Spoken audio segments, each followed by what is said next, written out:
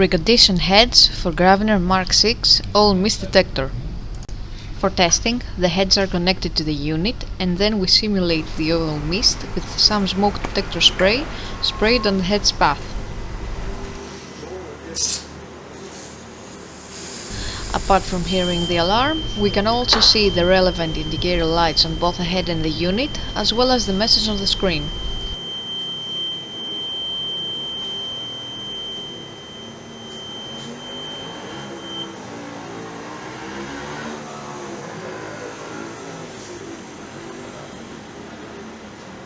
The same process is repeated for the second head.